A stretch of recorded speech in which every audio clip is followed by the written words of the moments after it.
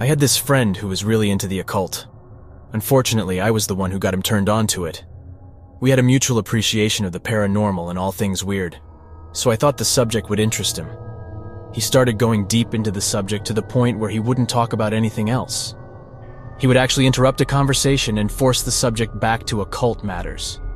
Rude, but sometimes people go through phases where their interest is all they want to talk about. It was a mostly forgivable offense. I think I should mention that this particular friend didn't have a very large friend circle. His depression and introverted nature kept him inside a lot. He didn't have the best luck in relationships with women. His world was kind of small, and I did enjoy hanging out with him, so I did my best to be a good friend. I didn't want to just brush him off because he was acting a little weirder than normal. Honestly, for the longest time, he was a totally normal guy. We'd chat and play games together on the PlayStation. Sometimes we'd go see movies with my boyfriend accompanying us. We all hung out at the park. We went swimming. Overall, we had a good time hanging out.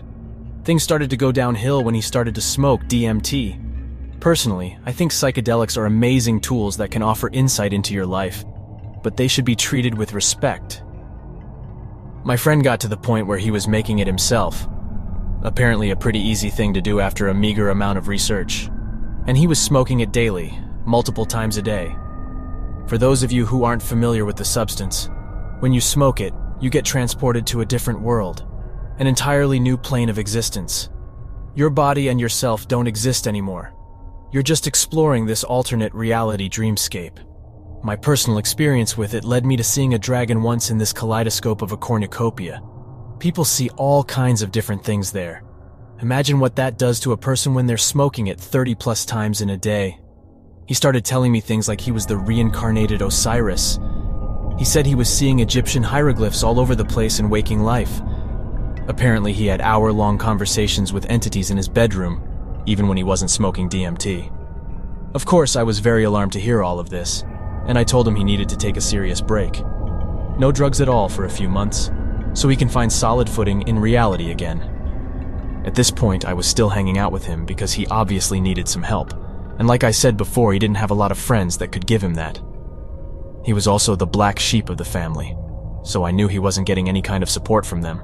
He was really close to his sister, and I did reach out to her on Facebook to express my concerns. I pushed her to talk him into getting some psychiatric help because he was slipping past the point of no return. I'm not really sure if she took my messages seriously since we didn't really know each other. Plus, she is at least 6 years younger than us and possibly didn't grasp how serious the situation was becoming. In any case, I'll jump forward now to the part where things start to get really creepy. My boyfriend had made arrangements to hang out with our friend at the park. I didn't really want to go because I felt like I needed a break from him and his nonsensical ranting. I just couldn't deal with it on that particular day. My boyfriend said he wasn't all that bad and we went anyway. We get to the park and he is his usual self, ranting about Egypt and made-up gods that only he knew the truth about. He also had this large hunting knife that he kept fiddling with the whole time we were on a walk. He told us that he had been using it in ceremonial magic and that it helped to banish negative thoughts. It made me extremely uneasy. He would do this thing where he would take the knife and make stabbing motions near his heart or head, like he was mock-stabbing himself, all while holding a conversation with me or my boyfriend. I think we were both really on edge and didn't know what to say or do about it. I tried to distract him from doing it by bringing up other subjects that might interest him, but he kept on with his ritual. Keep in mind we were walking on a trail, so it wasn't like we could just say goodbye then and there. We had to walk back to our car and then drop him off at his car. My boyfriend had the bright idea that we should get some lunch after our walk, even though I was doing my best to give him a look that said, "No, are you crazy? Why do you think I want to spend any more time with this nut?" But it must not have been very effective, or my boyfriend was ignoring it. Not sure. Either way, we ended up getting in the car to go get lunch. In the car, I was driving. My boyfriend was in the passenger seat, and our weirdo friend was in the back. As we're heading through a busy part of town where all the shopping and restaurants are, I hear the distinctive sound of a belt buckle coming undone. Then I hear the worst sound imaginable. I peek back out of the corner of my eye and my suspicions were confirmed. This crazy guy was full-on jacking off in our back seat. I mean, pants all the way down, bare ass on the seat. Beating it so hard it was like he wanted to rip it off.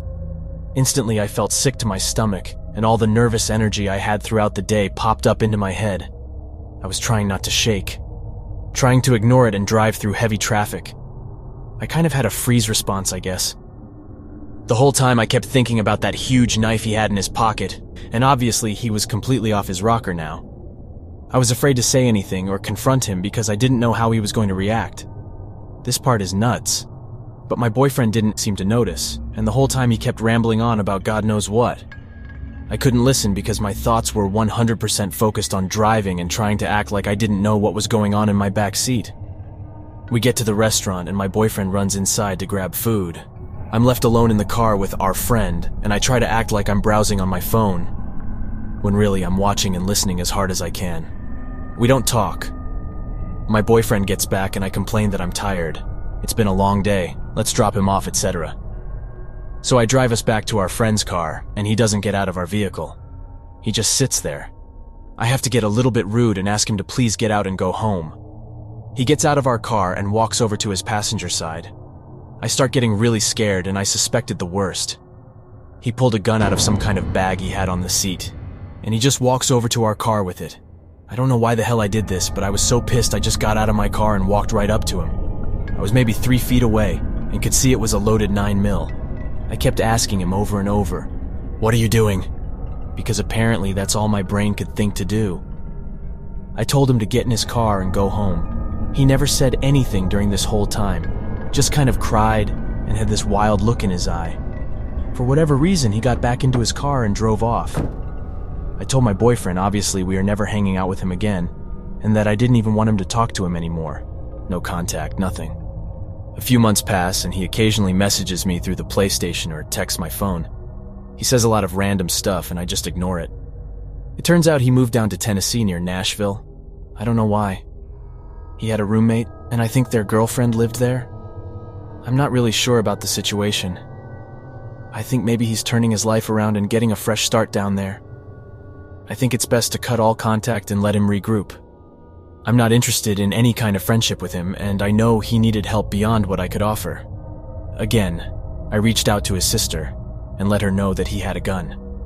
She managed to get it from him somehow, but it did little good in the end. I get a call around 11 p.m. one night that wakes me up. It's a man claiming he's a detective down in Gallatin, Tennessee, and my heart skips a beat. I start sweating and immediately ask what happened. Apparently my former friend had stabbed someone to death on Halloween Day.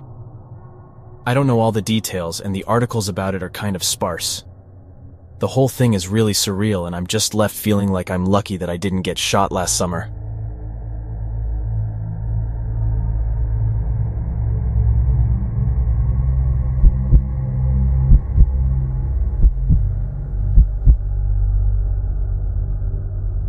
I'm going to start by saying that this was a widely publicized case, so a few details will be changed.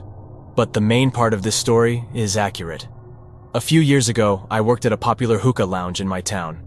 We had many regulars, so of course I got to know many people, and made some lasting friendships with a few. Among those regulars was a group of people I wasn't terribly fond of, except one girl, Rachel. Rachel was a kind girl who I enjoyed talking to. I just didn't approve of the people she hung out with, or the decisions she made. But it was her life, so what place did I have to say anything? Eventually, Rachel started dating another regular named Ben, who was part of my friend group. This is when we got a lot closer, and she started to trust me and confide in me more. Eventually, Rachel and Ben broke up, and it devastated Rachel. I clearly remember her messaging me to hang out and her crying on my shoulder for half an hour. During their relationship, Rachel stopped hanging around the shady people as much. But of course, afterwards, she went back to them and started partying a lot and doing who knows what. She stopped talking to me as much and eventually started dating some other guy in the shady group named Greg. Of course, that relationship went south, due to reasons unknown to me, but Rachel ended up filing for a restraining order against Greg. A few days later, Rachel went missing and was never heard from again. It was awful. Her family started showing up to talk to me asking if I'd seen her. I hadn't. But apparently someone told them that she was seen downtown somewhere. It broke my heart. One day during a busy shift, someone we both talked to showed up and talked to me about Rachel's disappearance. We'll call him Paul. Paul told me he'd heard about her being seen somewhere and wanted to know what I knew about it. He even asked me if I'd heard if anything bad happened to her. I'm assuming he thought since I worked at a regular hangout spot of hers, I'd hear something. I told him I hadn't, and we hugged before he walked off to talk to other people. Months passed before I heard anything about Rachel. Her family showed up from time to time asking about her, but nothing changed. Around a year after her disappearance, the police had a breakthrough in her case and her body was found. After some investigating, the police discovered that Greg had hired Paul to kill Rachel, and he did. He hid her body and continued life as usual.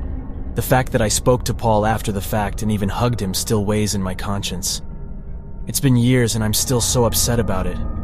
He's in prison and I'll likely never see him again. But it still hurts. I spoke to her family about her, having hugged the man who killed her. I wish I had been a better friend to her. Maybe I could have saved her. I could have insisted that she not hang out with those people. I don't blame myself for her murder, but I do wish I could have done something. Had I been a more insistent friend, maybe she'd still be here. Who knows? All I know is that if for whatever reason I ever do see him again, it won't be a good thing for him. He knew she was dead, and he still asked me if I'd seen her or heard anything about her. Paul, I hope you suffer.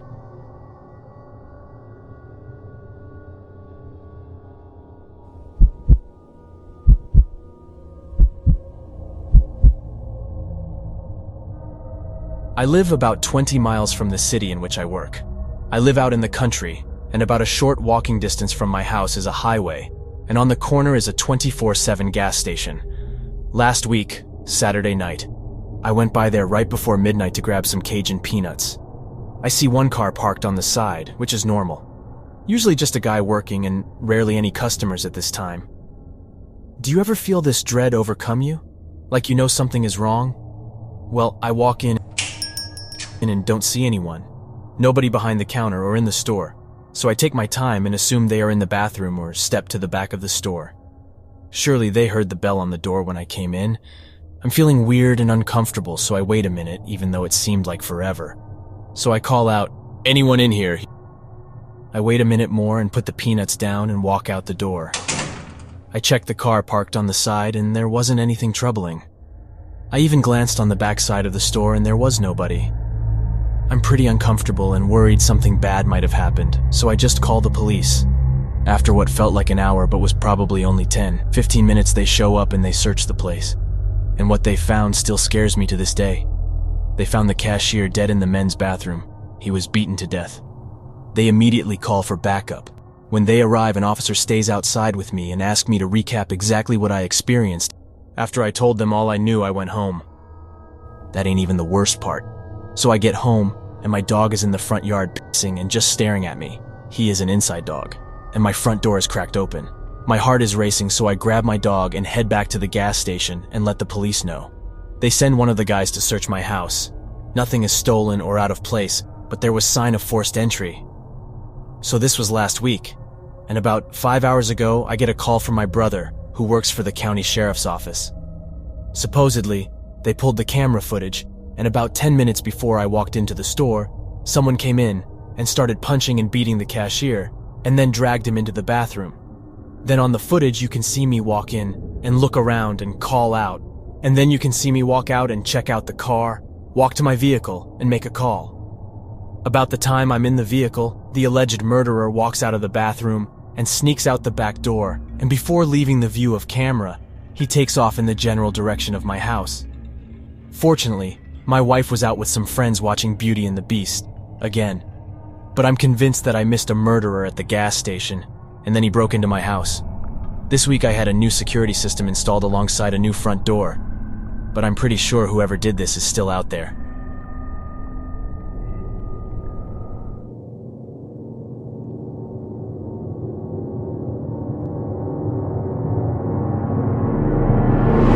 Don't skip this.